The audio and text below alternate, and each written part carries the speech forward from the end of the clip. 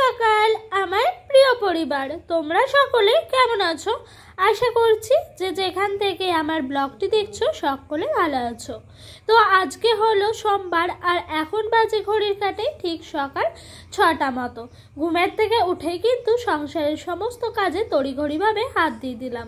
তো ওই দিক থেকে কাল রাতের বাসি বাসন ছিল সেগুলোকে বার করে কুয়ার পাড়ে রেখে দিলাম। আর এই দিক দিয়ে যেন আমার ঘরটাও ঝাঁট দেওয়া হয়ে গেছে। তারপর আমাদের দুয়ার ঘরে একটু ছড়া মারুলি দিয়ে দিলাম। আজকে একটু না গোবর মিশিয়ে দিয়েছি, জানো তো অনেক দিন গোবর দিয়ে দেওয়া হয় না, কারণ হলো কি বলো তো, ওই যে বর্ষাকাল সেই কারণে।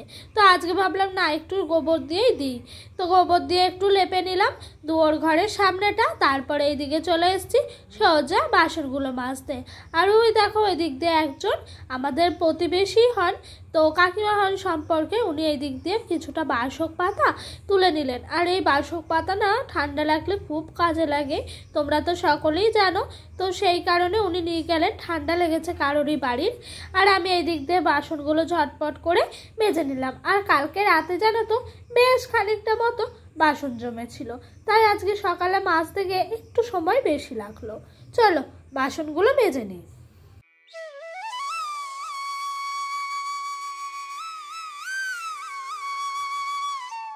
আর জানো তো বন্ধুরা, এইভাবে একা হাতে সকাল থেকে রাত অবধি সংসারের সমস্ত কাজকর্ম গুছিয়ে করারই চেষ্টা করি।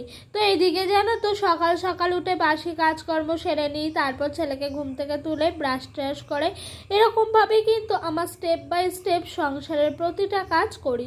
আর এতে করে কিন্তু আমার অনেকটাই সুবিধে হয়, যেহেতু আমার সংসারে কাজ করার জন্য কেউ হেল্পের নাই, আমাকেই সমস্ত দিকটা দেখভাল করে করতে হয়। তাই কিন্তু বুদ্ধি কাটিয়ে সংসারের কাজগুলো করে নিই।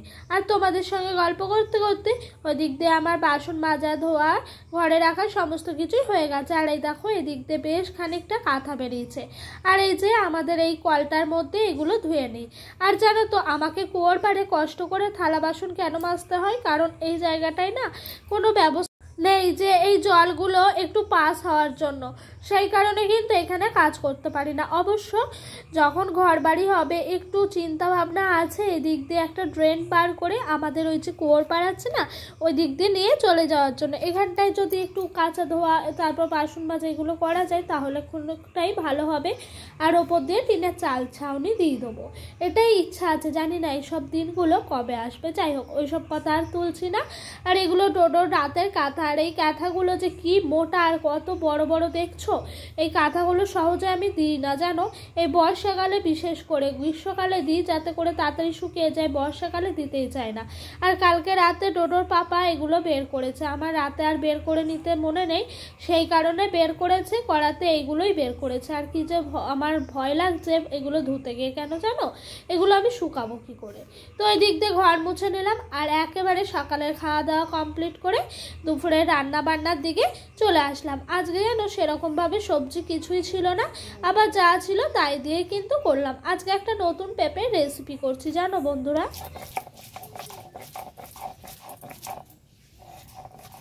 আর আজকে এই পেঁপের রেসিপিটা নতুন শিখলাম, তো তাই একটু ইন্টারেস্টিংয়ে আছি। পেঁপের রেসিপিটাই লাগবে সর্ষে, তাই সর্ষেগুলো বেটে নিচ্ছি। আর এইটুকু মশলার জন্য কেনই বা মিক্সিতে যাব, তাই না বলো? আমার না অল্প অল্প মশলার জন্য মিক্সিতে করতে ভাল লাগে না, যখন চিকেন টিকেন হয় তখনই করি।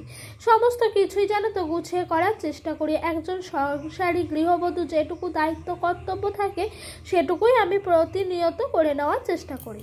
তো চলো তোমাদের সুন্দর সুন্দর কমেন্টগুলো পড়ি। তো সোমা বলে আমাকে একজন কমেন্ট করেছেন, আমার ছেলেও চিকেন কষা করলে বসে থাকে, কষা চিকেন খাওয়ার জন্য খুব ভালো লাগলো। থ্যাংক ইউ সোমা, খুব ভালো লাগার জন্য। আর আচ্ছা তোমার ছেলেও এরকম বসে থাকে? আর এইগুলো আমরাও করেছি বলো, ছোটোবেলার দিনগুলো একটু মনে করো, ওরকমভাবে কিন্তু আমরাও এই দিনগুলো করেছি। আর এই আমাদের ছেলে পিলে এদের দেখেই কিন্তু আমাদের সেই সব দিনের কথা এখন মনে পড়ে যায়। যাই হোক, তোমাদের একটা সুন্দর কমেন্ট পড়তে পড়তে এদিক দিয়ে মশলা বাটা হলো, আর এই দিক দিয়ে কিন্তু সর্ষে বাটাটা দিয়ে দিলাম। পেঁপেগুলো একদম কুচি কুচি করে কেটে নিয়েছি, তারপরে একটু বেশি করে তেল দিয়ে ভাজলাম, কাঁচা লঙ্কা চিড়ে দিয়ে কালো জিরে ফোড়ন, তারপর ভালো করে ভেজে নেওয়ার পর তোমার লাস্টে যখন হয়ে এসছে ভাজাটা, তখন কিন্তু পরিমাপ মতো জল দিয়ে আস্তে করে গ্যাসটা দিয়ে ঢাকা দিয়ে রেখে দিয়েছিলাম। তারপর সিম করে হয়ে গেল, পেঁপেগুলো সেদ্ধ হয়ে গেল, তারপর সর্ষেটা একটু বেটে তারপরে দিয়ে দিলাম। আর জানো তো, এই সর্ষের সাথে আমার মনে হয় যদি একটু পোস্ত অ্যাড করা যায় তাহলে যেন টেস্টটা আরোই বেড়ে যায়। যাই হোক, এই রেসিপিটা করলাম আজ প্রথম দিন, খেতেও কিন্তু অসাধারণ হয়েছে, দুর্দান্ত। তোমাদেরকে কি বলবো, বলে বোঝানোর মতো নয়, এতটাই টেস্টি। তোমরা কিন্তু চাইলে পরে এরকম করে পেঁপের রেসিপি খেতে পারো। পেঁপে সবাই খেতে চায় না, কিন্তু এটা খেলেও ভীষণ ভালো লাগে। তো এই যে হয়ে গেল আমার তরকারিটা।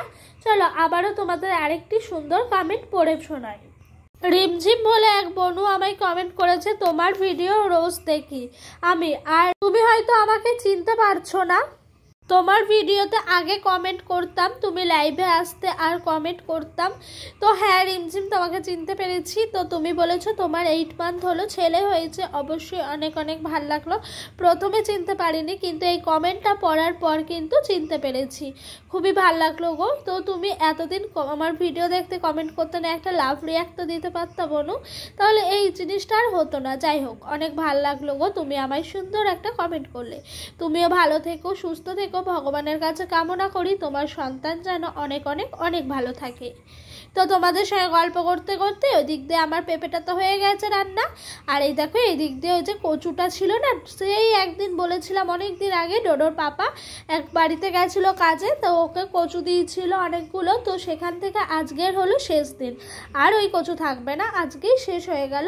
তো ওই কচু দিয়ে কিন্তু একটু তোমার আলু দিয়ে তরকারি করছি। তো কচুটা ভালো মতো কষানোর পর কিন্তু একটা টমেটো দিয়েছিলাম, টমেটোটাও সেদ্ধ হয়ে গেছে। তারপরে তোমার পরিমাপ মতো জল দিলাম। এই যে শেষ পর্যায়ে পৌঁছেছে, কচু রান্না কমপ্লিট। আর এই কচুটা খেতে অপূর্ব সুন্দর হয়েছে জানো। তার সাথে লাস্টে নামানোর মুখে একটুখানি ঘি আর গরম মশলা দিয়েছিলাম, এতে করে স্বাদটা আরও বেড়ে গেছে। আর এই দিক দিয়ে ডোডোর পাপা অবেলায় বাজার এনেছে। কেন জানো তো, ও না যখন কাজে গেছে সকালবেলা না খেয়ে গেছে, তো বাড়ি এসেছে ওই 1টা নাগাদ, তখন এসে সকালের খাওয়া খেয়েছে, আর বাজার কিছু পেয়েছে বললো, সেগুলো এনেছে। তো এখানে উচ্ছে এনেছে, আদা এনেছে, আর এনেছে ঝিঙে। তো এই টুকটাক সবজিগুলোই কিন্তু হয়ে যাবে। আর হ্যাঁ, এখানে কিছুটা পরিমাপে কাঁচা লঙ্কাও নিয়ে এসছে।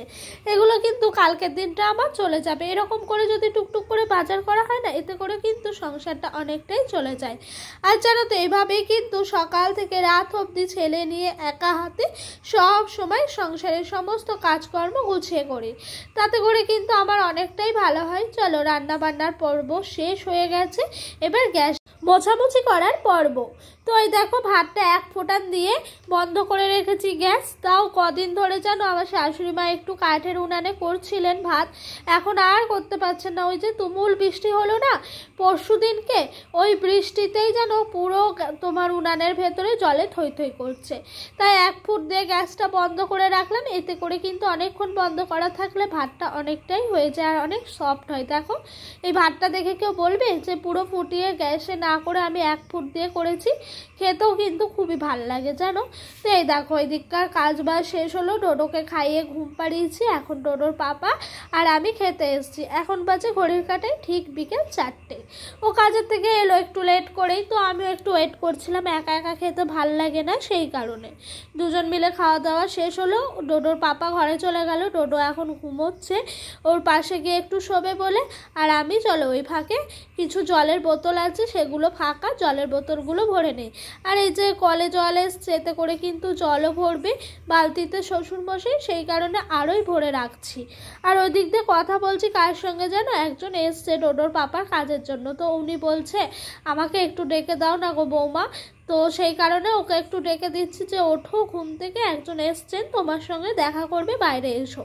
তো ওর মতো কথা বলছে, আর এই দিক দিয়ে আমি জলের বোতলে জল ভরছি।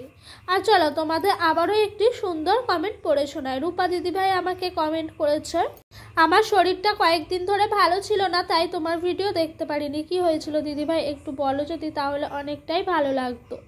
আর জানো তো আমি না এই যে ভিডিওটা সারাদিন শ্যুট করি, তারপর এডিট করি, তারপরে তোমার ভয়েস ওভার দিই, থাম্বনেল রেডি করি, এই ভিডিওর পিছনে প্রচুর খাটনি থাকে। এই খাটনিগুলো কখন খাটনি বলে মনে হয় না জানো, যখন তোমাদের সুন্দর সুন্দর কমেন্টগুলো পাই। যাই হোক, তোমরা অনেক ভালোবাসা দাও আমাকে, এটুকুই আমি চাইবো, তোমাদের কাছে হাত জোর করে অনুরোধ করব। এখন ঘুম থেকে উঠে পড়েছে ডোডো, সন্ধ্যা দিলাম, তো এইদিকে ওকে দুধ খাই নিচ্ছি। আর ও খেলার জিনিস দেখো, একটা প্রেশার কুকার নিয়ে খেলা করছে, আর ওইদিকে টিভি চালানো আছে, টিভিতে একটু গান দেখছে আর খাবারটা কিন্তু খেয়ে নিচ্ছে। টিভিটা নামেই আছে, যেহেতু ডোডোর পাপা কাজ করে, আমাদের ঘরে টিভির অভাব নাই, নামেই আছে বলতে আমি সেরকমভাবে টিভি পছন্দ করি না। ওই বিয়ের আগে অনেক ছোটোবেলায় কিছু সিরিয়াল ছিল পছন্দের, যখন ওই একটু টিনেজার হই প্রথম সেই সব সিরিয়ালগুলো, তো কে কে দেখেছো তাদের সেই সব সিরিয়ালের মধ্যে কিছু সিরিয়ালের নাম বলছি। ঠিক যেন লাভ স্টোরি, তারপর পূর্ণা বলে একটা সিরিয়াল হতো, দেখেছো তোমরা? অবশ্যই আমাকে কমেন্ট করে জানিও। হ্যাঁ, তার মধ্যে বেশি ফেভারিট ছিল ঠিক যেন লাভ স্টোরি। তো ওই সব সিরিয়ালগুলোই দেখতাম। এখন বিয়ের পর আর সেরকমভাবে সিরিয়াল দেখি না বলে দেখাও হয় না। এই দেখো ডোডোকে এখন একটু কিন্তু দুধ খাইয়ে নিচ্ছে, আর এই দুধটা না ওকে একটু চিনি দিয়ে খাওয়াই, যেহেতু ও খেতে চায় না। তো লাস্টে একটুখানি চিনি থেকে যাই, গলে না, ওই চিনিগুলো ওকে কিন্তু একটু খাইয়ে নেই। আর প্রেশার কুকার নিয়ে খেলছে জানো, তোলা হয়নি বলে তাই।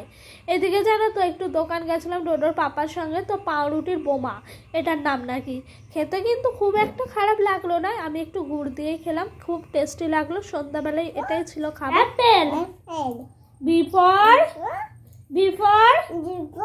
বল, C for cat, D for dog, E for egg, F for fox, G for good, H for hat, A for I for ice cream, J for joker, K for kite, I for lion, M for বলো নিচ্ছি, বলো M for বলো mango, N for nose, দেখা nose, হ্যাঁ, O for owl, P for nose, তোমার nose কোনটা? হ্যাঁ, আর P for peacock, P for peacock, Q for queen, মা এটা এটা মা, কুইনটা। আর ফর মামা। তারপরে ওই দিক দিয়ে ডোডোকে একটু বই পড়িয়ে নিলাম। আর দেখেছো ডোডো এই দিক দিয়ে কি নাচ শিখেছে কে জানে, ওই ফোন দেখে টেঙে একটা গান বেরিয়েছে না, ওই গানটা। তো এই দেখো নেচেই যাচ্ছে কোমর দুলিয়ে, সেই সন্ধ্যা থেকে এরকমটা করছে। তো ভাবলাম একটু শ্যুট করে তোমাদের সাথেও ভাগ করে নিই। তো তারপরে এই দেখো ওর পাপা এসছে, এখন বাজে ঘড়ির কাটায় ঠিক রাত 10:30। ডোডোর জন্য নিয়ে এসছে একটু ছানার পায়েস। আর আমাদের যেহেতু রাতের বেলা সেরকমভাবে ভাত ছিল না, তাই বলেছিলাম কিছু রাতের বেলায় এনো, মুড়ি খাবো, সিঙ্গাড়া আনতেই বলেছিলাম। ও বলে সিঙ্গাড়া নাকি দোকানে ভাজনি আজকে পাইনি, তাই মিষ্টি নিয়ে এসছে। আর মিষ্টি শুনে আমার ভীষণ গা পাক দেয়, মিষ্টি আমি যেন খেতে পারি না।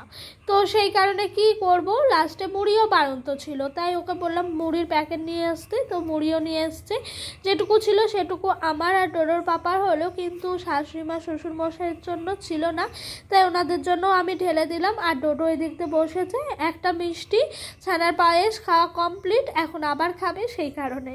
যাই হোক, ছোটো বাচ্চা মানেই তো এরকম করবে, তাই না বলো? তো চলো আজকের মতো ভিডিওটি এখানেই শেষ করছি। ভিডিওটি তোমাদের যদি ভালো লেগে থাকে অবশ্যই লাইক কমেন্ট করো। আর যদি আমার ভিডিওটি তোমাদের আরও ভালো লেগে থাকে চ্যানেলটি সাবস্ক্রাইব করে ছোট্ট একটি নতুন সদস্য হয়েও। সবাই ভালো থেকো, সুস্থ থেকো, বাই।